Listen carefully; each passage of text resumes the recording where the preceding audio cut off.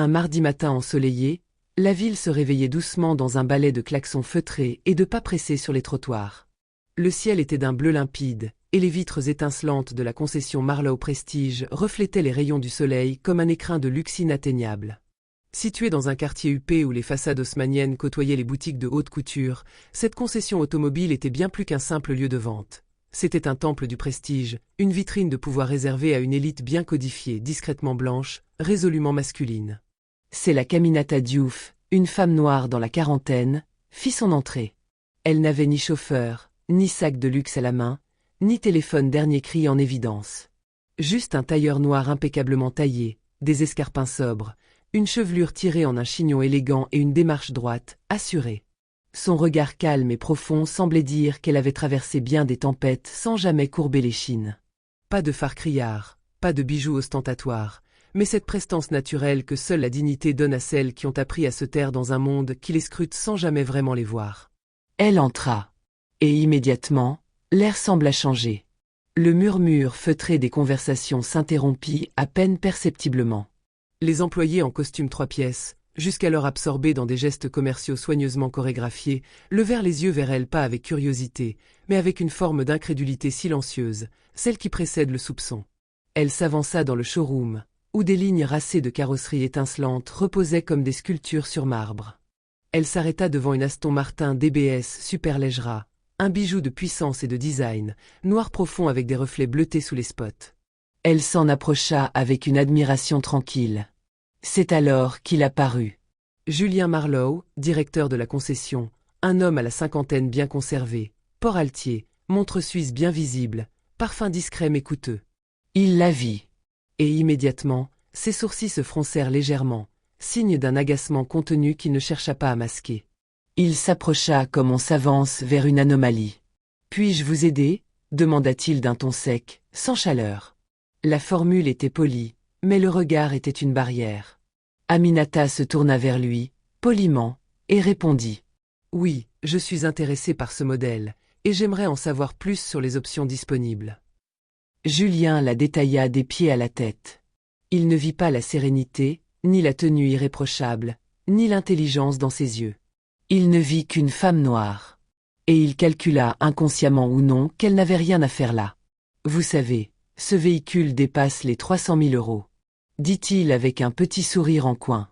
Peut-être devrions-nous plutôt vous orienter vers nos modèles d'occasion. » Il n'avait même pas posé de questions. Pas demandé son nom, pas offert un siège. Juste jugé. Exclu. Classé. Aminata N. Hebron Chapas. Son visage resta impassible, mais ses yeux devinrent plus durs, comme 2 éclats de pierre sous la lumière. « Merci, mais je sais ce que je veux. Je suis ici pour un achat, pas pour un conseil condescendant. » Julien sentit son autorité éraflée. Ce n'était pas tant sa réponse que le ton calme, presque supérieur, qui l'irrita. Il jeta un coup d'œil à l'agent de sécurité, un colosse silencieux posté près de l'entrée, et son regard se fit plus tranchant. Autour d'eux, quelques clients blancs observaient la scène. Certains faisaient mine de regarder ailleurs. D'autres écoutaient avec une attention gênée. Personne ne parlait. Julien haussa les épaules, puis, avec ce ton froid qu'on réserve aux indésirables, il lança. « Madame, je vais être franc. Ce n'est pas un lieu pour les curieux. Nous avons des protocoles de sécurité. Je vous prierai de partir si vous ne pouvez pas justifier de votre intention. » Ce mot, les curieux, était choisi. Charge. Humiliant. Aminata resta droite. Son corps ne trahit aucun tremblement. Elle fixa l'homme devant elle comme on regarde un mur ancien, fissuré par le temps. « Vous êtes en train de m'expulser parce que je suis noire. » Il y eut un court silence. « Lour. Brute. » Julien répondit, avec un calme glacé. « Je vous expulse parce que vous êtes une perte de temps. » Il fit un signe de tête. El agent de sécurité se abanca. Aminata le vit venir, mais ne bougea pas. Elle baissa lentement les yeux, inspira profondément, puis tourna les talons. Elle sortit, le pas aussi droit qu'à l'entrée, le menton légèrement relevé, le cœur en feu, mais le visage de marbre.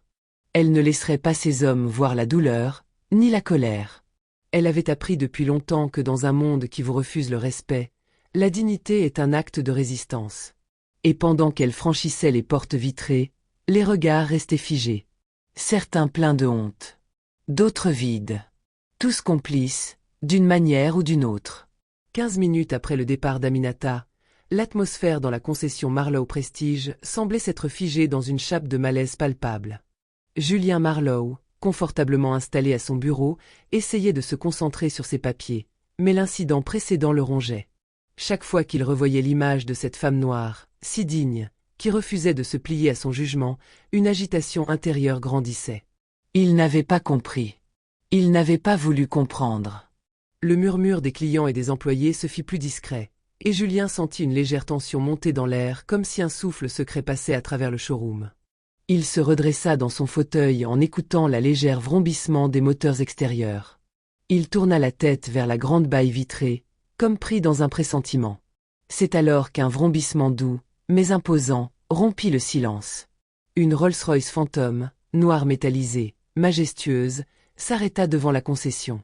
La voiture, symbole même du luxe le plus pur, semblait faire naître une ombre élégante sur la scène.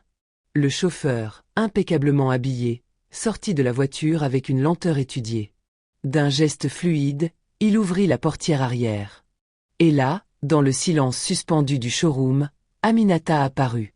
Mais ce n'était pas la même Aminata que quelques minutes plus tôt. La femme calme, élégante, mais victime de l'humiliation semblait métamorphosée. Elle descendait de la voiture avec une grâce tranquille, mais sa posture semblait plus assurée, plus inébranlable.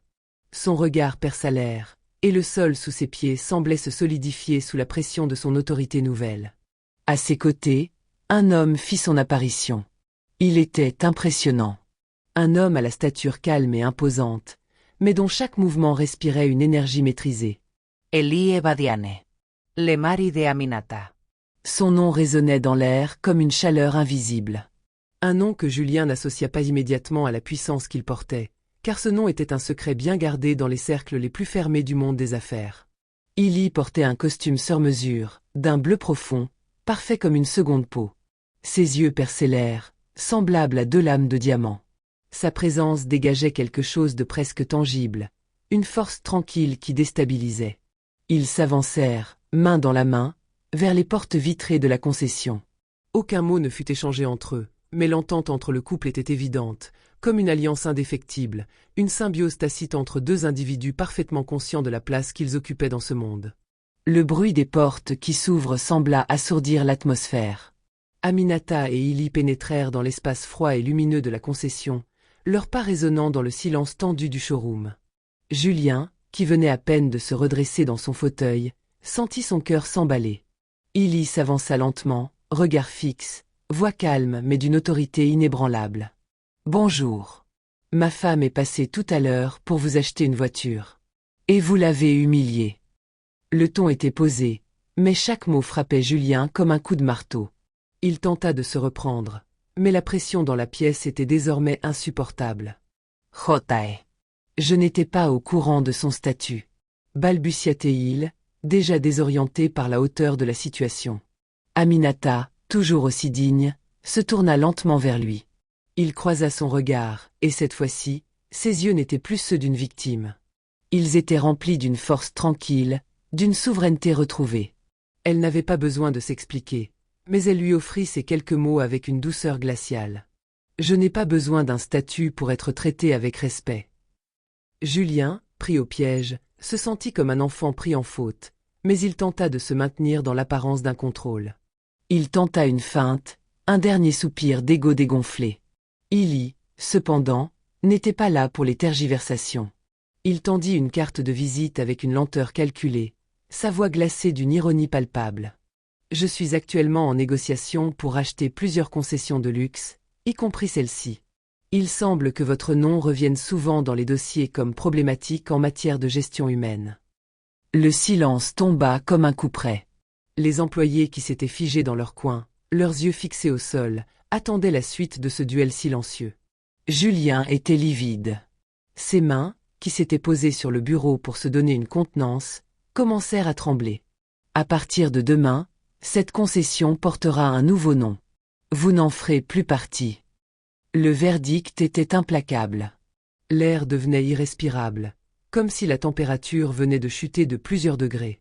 Les murs, qui semblaient protéger Julien jusque-là, étaient désormais les témoins froids de sa défaite. Aminata, de son côté, ne se laissa pas emporter par la victoire de son époux.